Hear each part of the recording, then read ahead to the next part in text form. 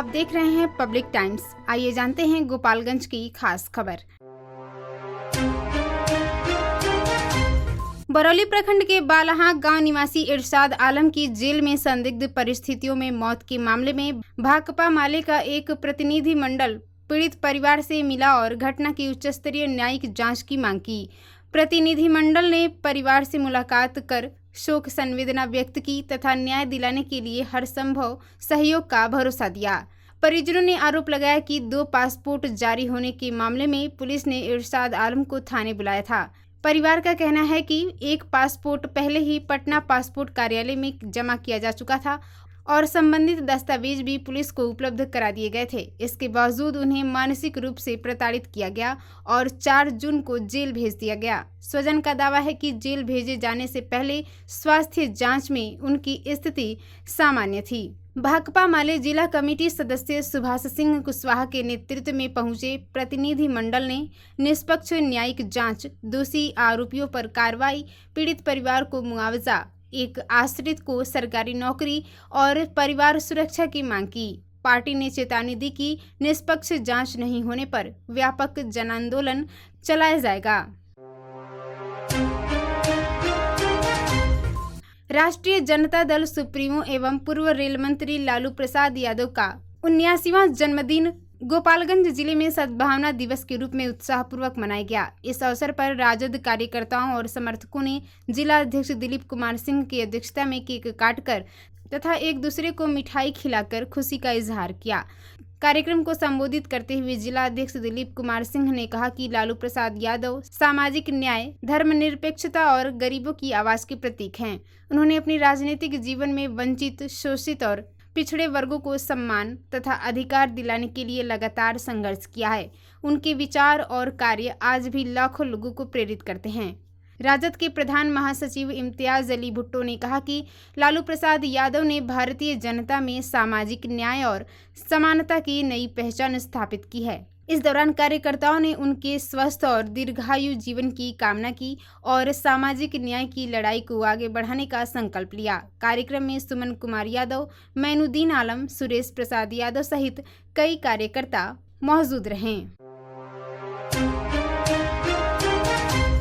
बरौली थाना क्षेत्र के बरौली दक्षिण टोला में रात को एक व्यक्ति द्वारा कीटनाशक दवा खाने का मामला सामने आया है। घटना के बाद परिजनों ने उसे तुरंत उपचार के लिए बरौली सामुदायिक स्वास्थ्य केंद्र में भर्ती कराया, जहां प्राथमिक उपचार के बाद चिकित्सकों ने बेहतर इलाज के लिए सदर अस्पताल रेफर कर दिया।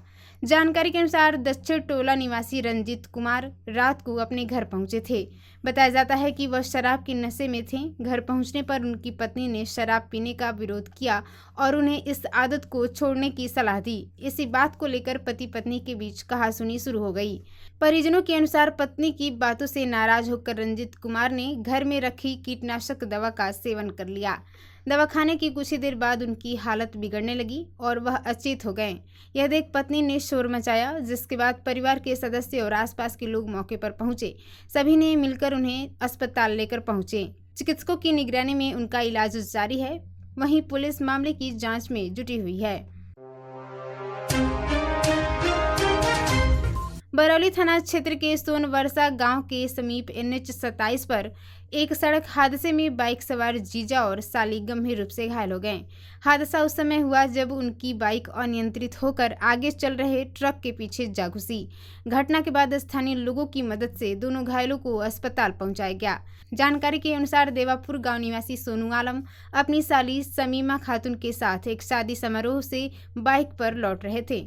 इसी दौरान सोनवर्षा गांव के पास NH 27 पर उनकी बाइक अनियंत्रित होकर अचानक सामने सीधी गति से चल रही ट्रक से टकरा गई। टक्कर इतनी तेज थी कि दोनों सड़क पर गिरकर गंभीर रूप से घायल हो गए।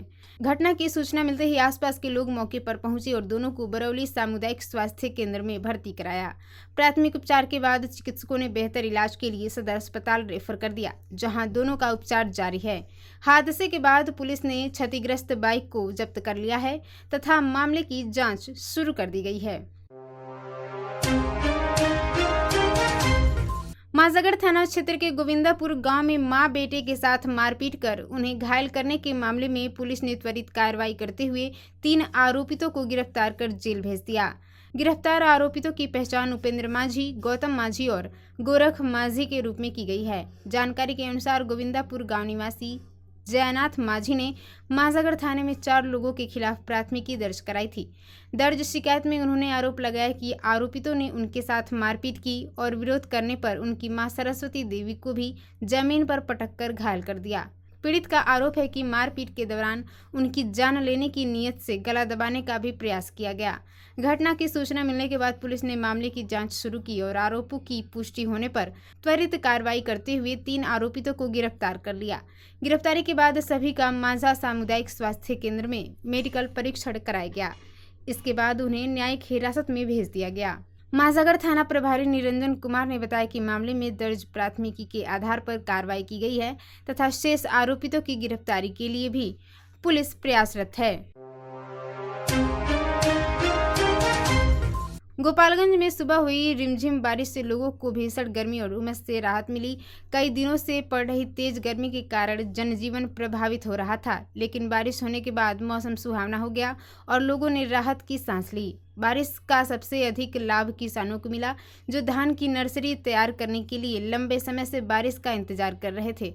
किसानों का कहना है कि धान की बुआई से पहले खेतों में पर्याप्त नमी होना जरूरी है। बारिश नहीं होने के कारण खेत सूखे थे और बिचड़ा तैयार करने में परेशानी हो रही थी।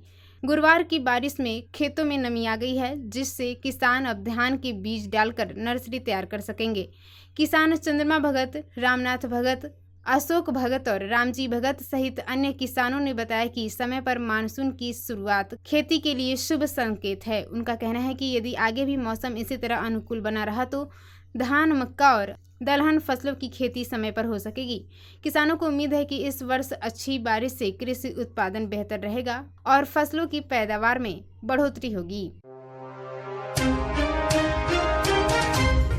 माझागढ़ थाना क्षेत्र में साइबर अपराधियों की सक्रियता से गर्भवती महिलाओं समेत कई महिलाएं सहमी हुई हैं। ताजा मामला लंगतू हाता गांव का है, जहां गर्भवती महिला को फोन कर सरकारी योजना के नाम पर ठगी का प्रयास किया गया। हालांकि महिला की सतर्कता से साइबर अपराधी अपने मंसूबे में सफल नहीं हो सके।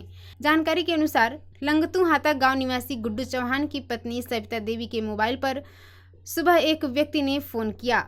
उसने खुद को ICDS विभाग का अधिकारी बताते हुए महिला के आधार कार्ड के अंतिम 4 अंक बताएं और सरकारी योजना के तहत 6,500 रुपये भेजने की बात कही। इसके बाद उसने बैंक खाते से संबंधित जानकारी लेने का प्रयास किया। महिला को संदेह होने पर उसने कोई जानकारी साझा नहीं की, जिससे संभावित साइबर ठगी टल गई। स्थानीय लोगों के अनुसार इससे पहले भी गांव की कई महिलाओं को इसी तरह के फोन कॉल आए हैं। महिलाओं का कहना है कि ऐसे मामलों के कारण उनमें डर और चिंता का माहौल है। ग्रामीणों ने पुलिस प्रशासन से साइबर अपराधियों की पहचान कर उनके खिलाफ सख्त कार्रवाई करने और लोगों को जागरूक करने की मांग की है, ताकि इस तरह की घटनाओं पर रोक लगाई जा सके। माझागढ़ थाना पुलिस ने मारपीट के दौरान एक पुराने मामले में फरार चल रहे अभियुक्त को गिरफ्तार कर न्यायिक हिरासत में जेल भेज दिया। यह कार्रवाई पुलिस अधीक्षक विनय तिवारी के निर्देश पर अपराध नियंत्रण एवं वांछित अभियुक्तों की गिरफ्तारी के लिए चलाए जा रहे विशेष अभियान के तहत की गई। पुलिस के अनुसार माझागढ़ थाना क्षेत्र के मधुसरिया गांव निवासी बलिस्टर यादव के साथ वर्ष 2025 में मारपीट कर उन्हें घायल कर दिया गया था। इस मामले में पीड़ित ने माझागढ़ थाना में 20 अगस्त 2025 को 12 लोगों के विरुद्ध प्राथमिकी दर्ज कराई थी। घटना के बाद पुलिस ने एक अभियुक्त को गिरफ्तार कर जेल भेज दिया था, जबकि अन्य आरोपित फरार चल रहे थे। इसी क्रम में पुलिस को सूचना मिली कि मामले का एक नामजद अभियुक्त वीरेश यादव अपने घर पर मौजूद है। सूचना के आधार पर रात को पुलिस ने छापेमारी कर उसे गिरफ्तार कर लिया। गिरफ्तार अभियुक्त की पहचान मधुसरिया गांव निवासी राजकुमार यादव उर्फ उमित यादव के पुत्र विमेश यादव के रूप में की गई है। आवश्यक कानूनी प्रक्रिया पूरी करने के बाद उसे न्यायिक हिरासत में जेल भेज दिया गया। माझागढ़ थाना प्रभारी निरंजन कुमार ने गिरफ्तारी की पुष्टि की है। तो ये थी गोपालगंज की खास खबर। आप इसे देख रहे थे पब्लिक टाइम्स पर। नमस्कार।